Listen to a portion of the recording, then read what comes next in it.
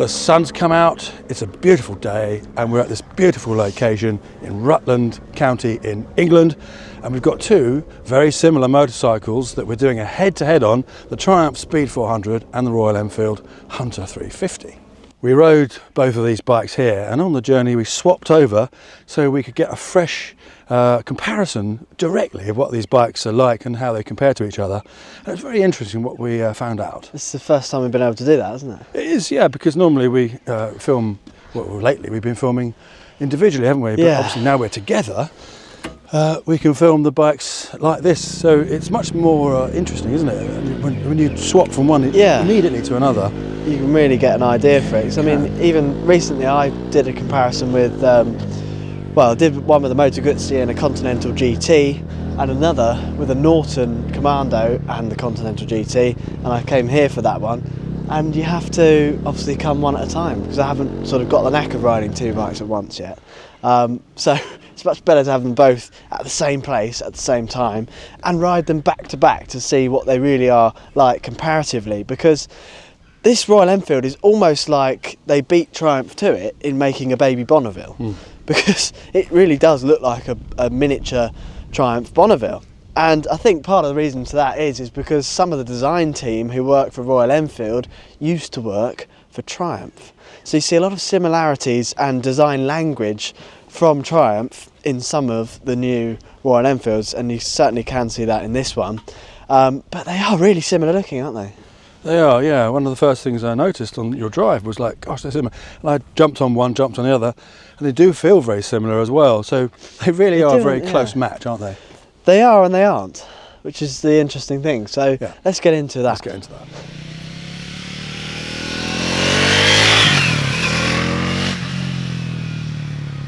The main difference, and the sort of elephant in the room, if you like, is the engines, because these are both single-cylinder engines, but they're very different in the sense that the Royal Enfield is air-cooled. It's a 350cc, this is a 400cc, and this is liquid-cooled. And one of the main differences is that with the liquid-cooled, you have to have this big radiator on the front, which isn't as good looking. The Royal Enfield is much more minimal on the front, and it is a better looking engine. I'd say that engine is a work of art. This is a good looking engine, but not it hasn't got quite as much character and things going on as that one does. But in terms of performance, it's a massive difference. This is the Royal Enfield is rather docile. It's a sort of relaxed ride, and it's a good bike to start on. But this it's a little bit furious, if you like. It's got some kick to it, and it's a big difference when you get on one to the other. It really does feel way snappier. Now, I rode the Royal Enfield first and then hopped onto this, and it really is a very different bike. And the riding position is slightly different as well. I found that the bars feel a little bit higher up on this, so perhaps this was slightly more comfortable for a taller rider, but we'll show you what we both look like on both of these bikes later on in the video. Today I've got my quad lock handlebar mount on the Royal Enfield. This has become my favourite way of mounting my phone to the bars because it's so sleek. It's such a tiny little mount, and it doesn't detract from the looks of the bike in any way. I have realised after riding here that I forgot to put the vibration dampener on here, which is something I always ride with because it stops any bumps and things from rattling your phone. And if you've got a rigid mount, it can damage the camera of your phone, so it's good to have the vibration damper as well, so that won't happen. So I'll make sure I put that on next time I ride this bike. But if you want to check out Quad Lock, the link is in the description to go and check them out. Highly recommend them. It's something I use all the time and have done for a number of years now. But looking at the bars of this Hunter 350, one of the main things that you see is that the speedometer is off-centre. And there isn't really any reason for it to be off-centre. Perhaps they're thinking that you might want to mount your phone on this side and have it there so it's not in the way of the screen, or perhaps you can get the Tripper navigation as an optional extra. I'm not sure. I'm pretty sure you can, which then goes there. But I think if you haven't got that option, then this should be in the centre. and if you have got that option, fair enough, it balances it out. But without that, it looks a bit silly. And the same can be said about the Triumph. It's not quite in the centre, and that dial is a little bit busy. It's not as good looking as this. This is a nice, sleek, round design. So overall, this is a nicer design, but it should be in the middle.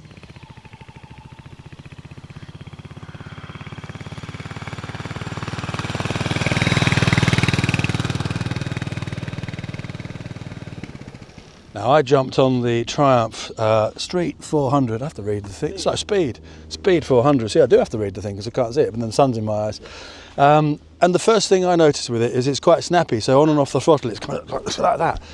So it's much more willing to go. And when you rev it, so if you build up the revs, it really wants to be in the higher end of the rev range.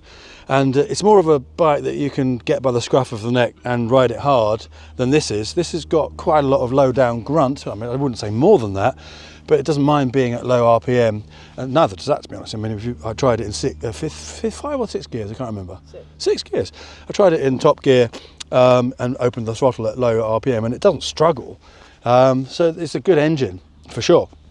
But it's certainly quicker than the Royal Enfield. Now, if you do a lot of city riding, both of these bikes are very good commuters, but the Royal Enfield is probably easier to manage in sort of traffic and slow speeds, mainly because it's not got much power.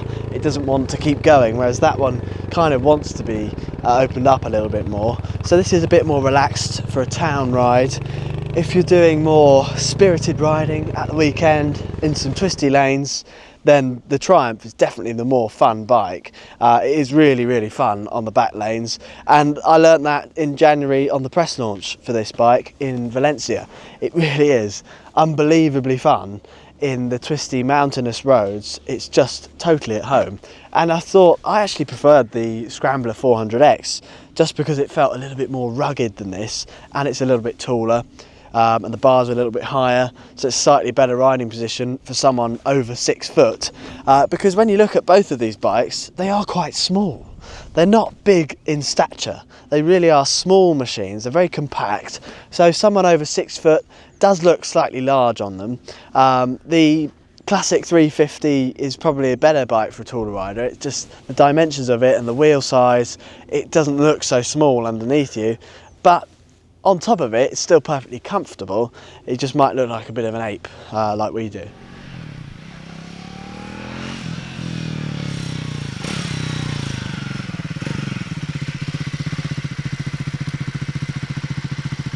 If you're riding through the city traffic, then the Royal Enfield has got very sharp handling, and it's more designed for that sort of thing. It's very nimble. That nimbleness when you get out into the country lanes and the twisties is perhaps a little bit too sharp for the bike that it is, whereas the Triumph is also very nimble but not quite as twitchy, if you like. So the handling overall on the Triumph is a little bit more confidence inspiring, I would say. Moving on to the looks of the bikes, we've been weighing them up for quite a bit of time now, and we've kind of both agree, I think, that the Royal Enfield Hunter 350 is the better looking bike, mainly because it's more simple. Certainly the engine is better looking. There's nothing better looking than an air-cooled engine compared to a water-cooled. You've got all that pipe work on the water-cooled. As water-cooled engines go, this one is quite good looking. But the Triumph is a bit more busy. There's a lot of stuff on it, isn't there, Darcy? You've got all this sort of stuff here.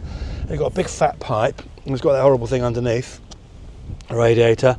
Yeah. And look, the paint finish, isn't it, here?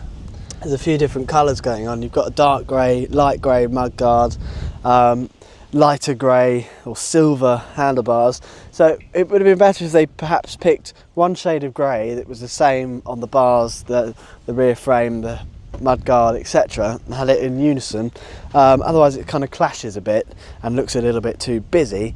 But it is a very good looking bike. But I think the Scrambler 400X is the better of the two Triumph 400 models. Looks wise, feel wise, and riding wise, I think it's just a better bike in my opinion. Yeah, and I think the tanks are very similar and they're fine. The seats are very similar. You've probably got a little tiny bit more room on the Triumph, haven't you? But I think the twin shocks on this are much better looking than the mono shock on this. And again, you've got a lot of stuff going on here, and you've got this plastic thingy sitting. Why don't you just make a mudguard and then put the number plate on the back like Royal Enfield have done? So overall, I think we'd give the looks to the Royal Enfield Hunter.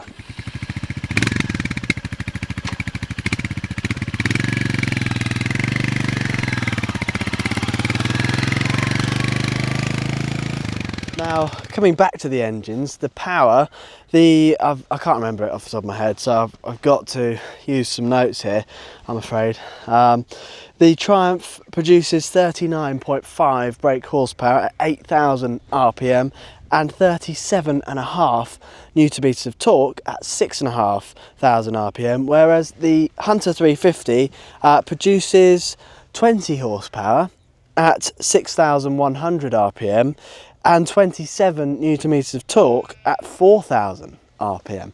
So the torque figures peak earlier on in the RPM range on this bike, but the Triumph has almost double the power and a fair bit more torque, but it all comes in higher up in the RPM range. So this is a little bit more of a revvy engine, but it certainly delivers more performance.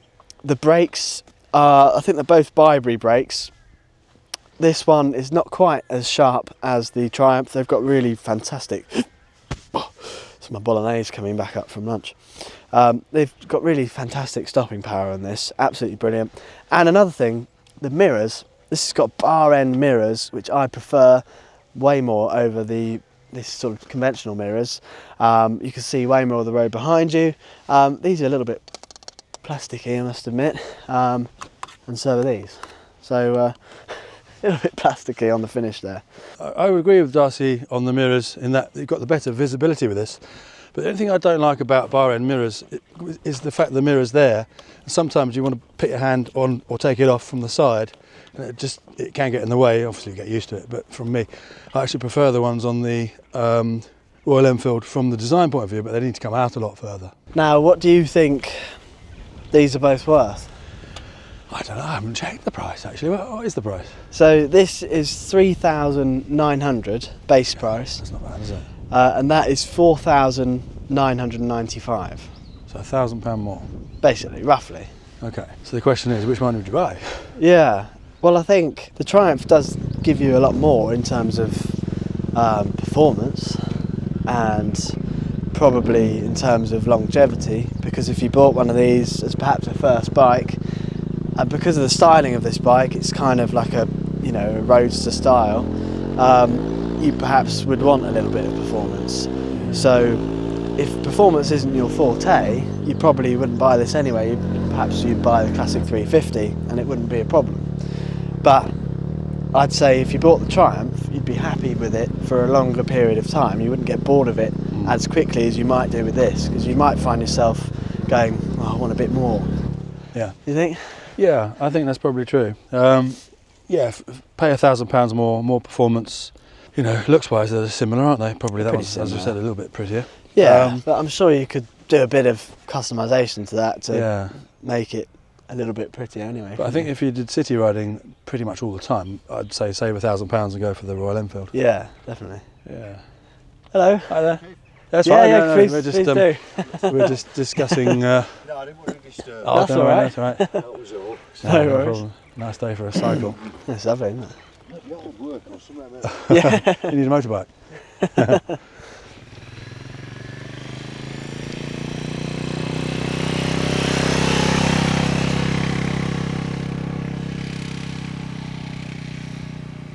Yeah. Right, how tall are you?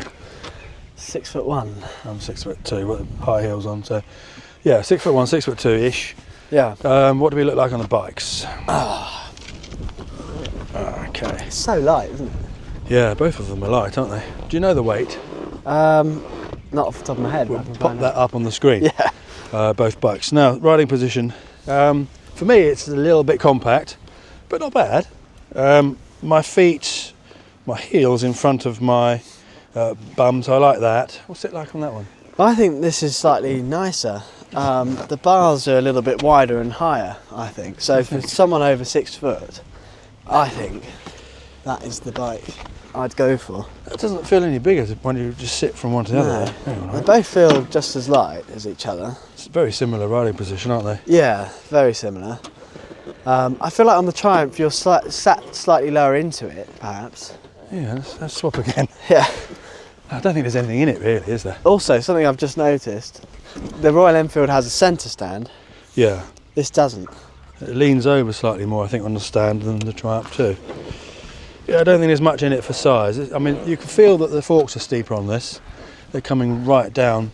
And I really do think they should have stuck to the dimensions of the classic 350 for that. I don't think they've improved the bike by making the rake steeper. So I think we've said everything we can say about these two bikes, apart from which one we'd actually choose. So which one would you choose?